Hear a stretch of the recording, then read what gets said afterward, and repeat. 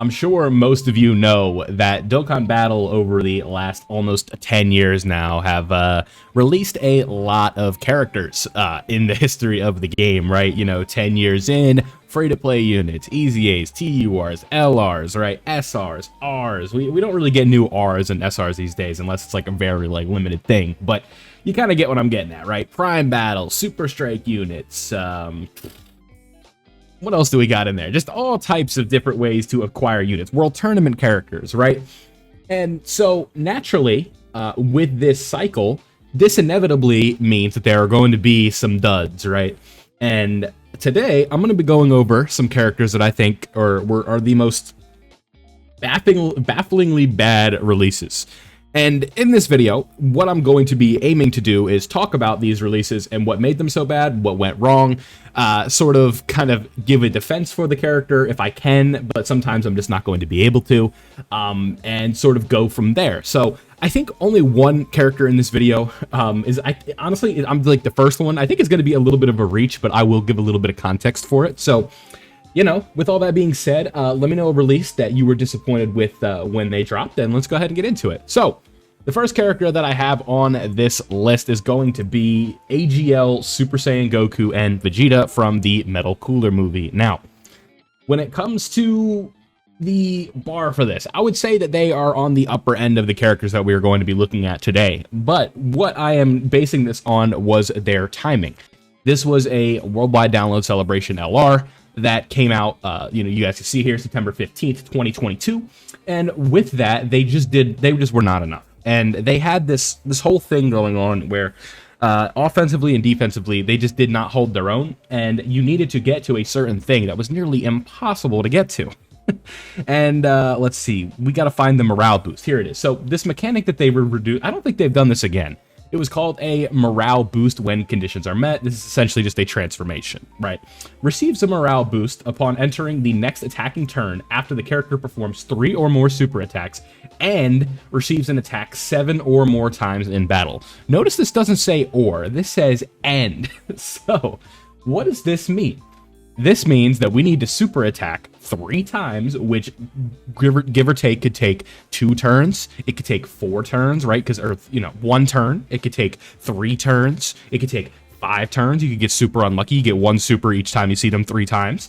And then they need to be hit 7 times. So, getting hit 7 times, I will tell you, in 2 turns of appearances is not easy if you're not a character going in slot 1. Seldom do characters go into the second slot and then there's just 7 attacks lined up for them on their first appearance.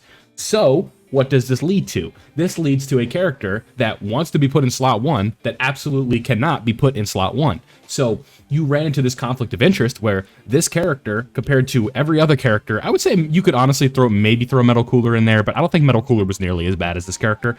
We were talking about a character that was barely sniffing the top 10, and it was a worldwide download celebration LR. And this was the 2022 era of power creep, where the big dogs were the 7 years LRs. We had Trunks of Vegeta. We had the STR LR Cooler that had come out. We had Birdcoo, who just came out. And then you had these guys who were barely top 10, right? And it was really tough for me to sort of, find a good spot for this character. And you'll never guess what character I had a really easy time pulling during the celebration. I'll give you 5 seconds to guess which character it was. I pulled them like second multi. But anyway, I don't think that this character was very good, but to their defense, they weren't like laughably bad. I just felt that they were a very disappointing release, and that is why I wanted to talk about them. But honestly, I think if I were to really put them in here, they'd be more of an honorable mention. And this is not ranked 1 to 10. So let's go ahead and move on to the next character. Now, this guy right here, again, nowhere near as major of a release as some of these other characters that we have on this list, but if you guys were familiar with the Hero Celebration from last year, this guy was just not good. And he was coming out alongside like AGL Super Saiyan, AGL Super Saiyan 4 Limit Breaker Vegito. We had the Super Saiyan 4 Broly Limit Breaker. Who else was on that batch? It was Super Saiyan 3 Rose with the mask. And just this guy looked way worse than all 3 of those characters that I just mentioned, and just was not good, right? This character, it was unusable, right? And compared to characters that were very good, they were literally so good that I broke my pack to not summon on the Heroes banner last year. So that just kind of goes to show you how bad this guy was, because this was like the one character you were not looking for. And this is not the last we've seen of non-canon forms on this list. So I don't want to talk about him too much, but you guys can see here, we've got it's basically just crit chance and then attack and defense. And his attack and defense were nowhere near as high as he wanted to be. And a high chance of evading enemies' attacks when facing 2 or more enemies. And I'm sure that you guys know at this point that multiple enemies is not exactly in the meta of late 2023, early 2024, and even late 2024, right? At the time, I believe the hardest fight in the game when this character dropped was, I want to say the Omega Shenron. No, it was Fusion Zamasu, the red zone for Fusion Zamasu. So I'm sure that you guys know that this character being tech, not having a chance to dodge because he's not facing 2 enemies, right? Just did not fare well in there. And I just think overall, this release was really bad. So I don't want to talk about him too much because, again, I mean, this is kind of just whatever, right? It was just a Heroes release. So let's go ahead and move on. And the next character, I'm sure some of you saw this coming, was going to be a Super Trunks. Now, Super Trunks, not really too sure what was going on with this character. I will say that one thing that they had, this character had disables enemies' actions once within the turn on the active skill, and then when we go in here, this character also has a Ghost Usher. I don't remember where it is in the kit. Delays a single targeted enemy's attack. So the active skill when we are in Super Trunks. This is really like the only good thing that this character has going for him. His leader skill is just a nothing burger, Mastered Evolutions, or Android Cell Saga, both not teams right now. And then the 200% to Rapid Growth or Earthbred Fighters, just not good, right? This was a dead on release unit. Not really too much to be said for him. At this point, like if you are summoning for him, it's just more of a collection thing. And you just want to have all the Dokkan Fests. But you guys can see, attacks effective against all types when an enemy whose name includes Cell. Characters such as Cell Jr. excluded. Now, I think Cell Max counts in this, but even then, this character is not holding his own, right? He has the meme for his passive right here. You guys all know that this right here is a meme, right? Like, chance to guard just means they're not going to guard when you need it. And that is why Tech Ultimate Gohan is the Giga Chad that he is.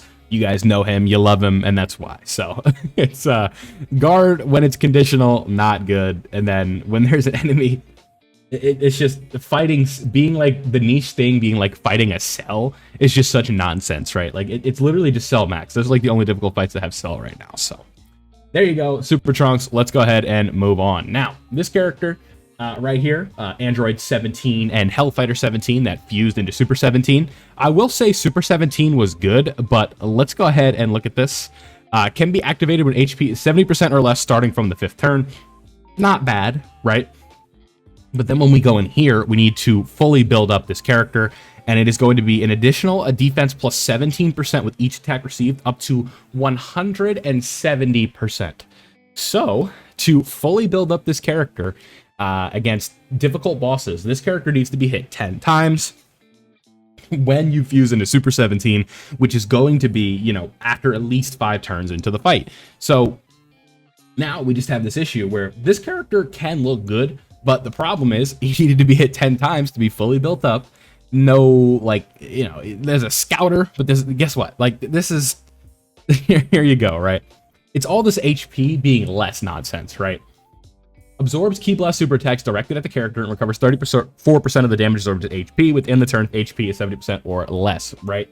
This is good against like a hard-hitting super. Like if you put this guy up against like Red Zone Boss Rush Broly, excuse me, where that's hit, that super is hitting for 3 million. Like he absorbs that and recovers 34%. That's a full HP. That's a full heal, right? And then, but the problem, you have to have HP 70% or less. And a lot of times, if you're running a team that this character's on, if you get to under 70% on a turn, or you're going into a turn under 34% HP, there's a good chance that you just died the turn before anyway, right? Because of how hard bosses hit, especially like even in that era, right? This was coming fresh off of the 8th anniversary with like the Sin Shenron fight and stuff like that. And it just was not good. So, you know, 4C's enemy super attack when HP is 34% or less. Give me a break, right? This character sucked. So there you go. Let's go ahead and move on. And this character right here, the Blue Boys, don't want to talk too long about them. They were just kind of a nothing burger. Came out, had a nice little intro animation, and you can see the Goku portion of this. This is you know, a children's book for a passive here. Attack and defense, right? Additional attack and defense, and then additional attack and defense. Like, whoa, calm down, right? And then 4th turn, we exchange to Vegeta, and we go to Vegeta. It's still we upgraded from a children's book to, you know, a kindergarten book, if you want to talk, right? So they become an orb changer, attack and defense, they perform a crit, attack and defense, right? Like, nothing here. There's no damage reduction, there's no guard, there's no evasion. They're just not a good character, but they are in a lot of categories, so I guess that's cool. So there you go. The Blue Boys, just not really much going on. But now, the thumbnail. Everybody, the most infamous character, not infamous, the worst, one of the worst releases of all time, probably the worst release of all time, Raditz. You knew he was going to be on this list. I had him in the thumbnail. This guy right here, man. He was something. This is a character that had an active skill turn that literally you get up to like 4 million on, right? And he came, keep in mind, this guy came out like right after the 7th anniversary, a mind-blowing, game-changing celebration with just insane power creep, right? And then Raditz comes out and you're like, they designed this guy in 2019? Like, especially like even at the 55% level, like barely clearing 1 million. And the whole reason that this happened was because he had an AoE, right? And for some reason, like, it's not as much as it used to be. Like, Dokkan has kind of like, you know, gotten over this, but like, there was a period in time, in my opinion, where characters were just, or like the devs were really, really scared of AoEs. And with AoEs, right, they would just not make it powerful because like this is too powerful of a mechanic, right? Because I guess like ESBR and SBR hadn't been like phased out yet in terms of being like difficult, stuff like that. So my assumption with the thought process here would be that the devs were worried about this character doing too much because he had an AoE. And so this character's coming out the gate with a 9 million AoE when when 9 million was good in 2022, right? Like that was really impressive. It just wouldn't work out, right? So something you have to keep in mind. It's tough, right? Performs a critical hit within the same turn after receiving an attack plus an additional defense plus 150 when facing 2 or more enemies. So you got a crit if you got hit. You put him in slot 1 against multiple enemies. So you do that in Super Battle Road, you have to use a Whis, right? You have to like a damage reduction item up, right? Like there's no way you're going to survive that, right? And then this is like the biggest joke of all time right here. Key +2 for the rest of battle after delivering a final blow. You know how long it would take you to get like a win using Raditz against like STR Broly in the Red Zone Broly fight? Like it's not happening. And like if you work really hard to get the final blow in one of these phases, you were rewarded with a whopping key 2. It's like just run a key support unit. You know what I mean? Like I don't get it. So this character, he's infamous. He's terrible. Honestly, like one thing you'll notice, I don't want to make this video too long, but your Saiyans leads like Sans like God Goku. It's almost like a curse, right? Let me just pull this up really quickly. Like okay, free, not a leader, he's okay, right? He's good. Him on release was like he could look impressive as Super Battle Road, but wasn't that good. He was pretty good on release, but it was a different time, and this character was not that good on release, right? And this isn't a real leader. So, like, if a character gets the pure Saiyans lead, it's almost like a curse at times. So, you know, this character, just not good. Let's move on. Now, this one, really quickly, just a really bad banner unit for the 7th anniversary, and his counterpart, Tech Sin, was really good for a banner unit. So, this guy, just a nothing burger release, like, just, it's literally one of the, like, least appealing characters ever. It's just like, oh, look, a base Broly. If you like base Broly, cool. He sucked. That's all I really gotta say. Moving on, AGL Trunks. Now, this sucks because I really like this character. There was just no reason to transform him. Like, he got worse if he did the active skill. And that was really all I kind of had to say about this character. And he came out, like, right before Future Trunks and Gohan, who were pretty good, and then the Tech Androids, who were really good. So, not much of a good character here. Looked really cool. Nice animations. I like this art. If you want to talk about, like, Trunks moments that are really cool, I know a lot of people like to default to the BoJack movie just because they like the way he looks, but I think this is the peak of Trunks right here. Like, showing up to take out Frieza, right, going Super Saiyan, showing that there's 2 of them. Just like, who the hell is this, right? Super cool stuff. So this is my favorite moment from Trunks, and it's a shame that it really was not very good. So the last character that's on this list for having a really bad kit is going to be another infamous release, Tech Super Saiyan 3 Broly. Let's go to the pre-EZA version. Now, you could see, just a reminder, if you were somebody that played this game in early 2018, this is what passives used to look like, right? This is what the game used to be. So when you see a character like this that we're complaining about doing all of this, right, and they're considered bad, just remember where you where the veterans, not like myself, I started in like 2019, came from, right? This was a passive skill. Now, I'm sure some of you notice right here, this is why this character is a meme. Defense minus 10 per key sphere obtained. So let's talk about this, kids. What happens when you get 10 key sphere or 10 key spheres? That's right.